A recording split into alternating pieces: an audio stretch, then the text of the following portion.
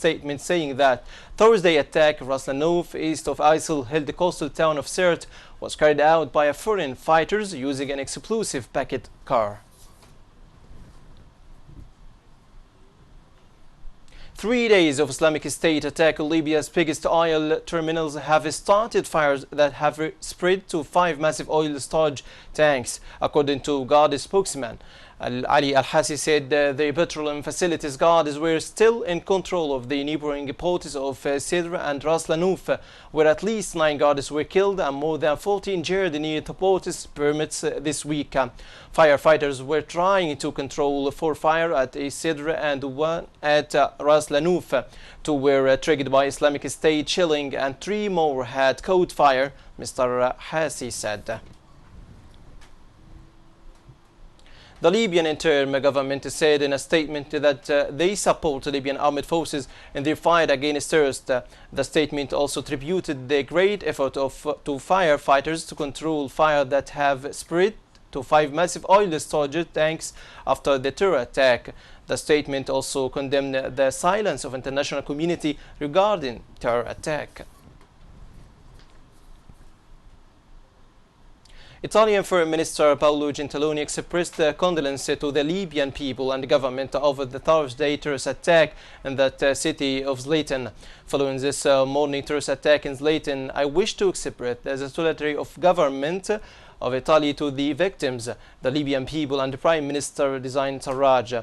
The terrorist threat must first of all be confronted by the unity of all Libyans, Gentiloni said as quoted in the Foreign Ministry statement. Guyane Municipality Chief Yusuf Bdair survived after a failed try assassination after opening fire on him in Guyane City. A source inside the city confirmed that Bdair was injured on his leg by a fire shot. The source added that Bdair was taken to Guyane Hospital to receive treatment. Egypt's foreign ministry says it's investigating local media reported that 21 Egyptians have been abducted in Libya. The ministry said Friday that the authorities are trying to verify through officials and unofficial channels Thursday reports. Sources confirmed that the Egyptians were staying in southern Kufra region and that communication with their families in Egypt ceased on December 31. 3 weeks after Libya's warring faction signed an agreement to form a unity government, EU Foreign Affairs Chief Federica Mogherini is in the country trying to build support for the new leaders. This move comes and aimed concerns over a lack of NATO support for Libya's fight against Daesh. During her visit, Mogherini plans to meet the newly announced Libya Prime Minister Design Fayez Sarraj and the Presidency Council members to start working with them on the concrete EU support to the government of national accord and to the Libyan people. Libyan Ministry of Health held a conference in Al Bayda regarding funding the ministry. Among participants were a member of Libyan Parliament Mohammed El-Wair, Sadiq Kahil and others. It is mentioned that this conference aimed to show all instructions and steps that the ministry followed to spend funding for providing health service. UN Secretary General Ban Ki-moon urged Libya's rival parliaments to throw their support behind a disputed national unity government deal. These criminal acts serve as the staunchest reminder of the urgency to implement the Libyan political agreement and form a government of national accord.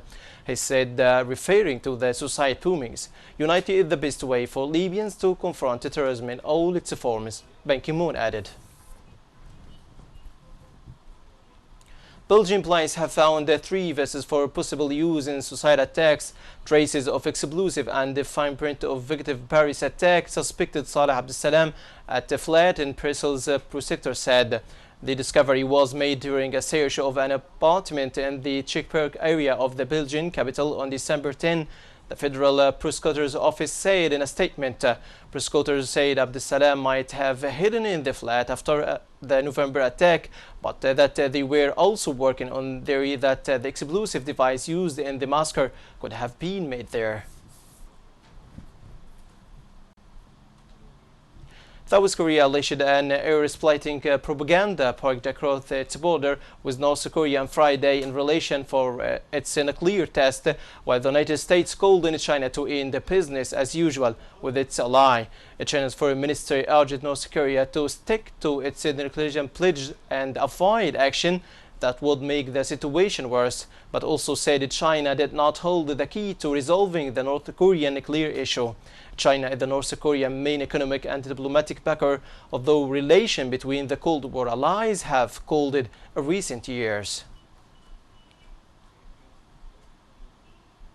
That's the wrap of our top stories. For much more, you can check our website www.watanelkarama.tv. Thanks for being with us. See you next time. Until then, leave you in the care of Allah. Best regards.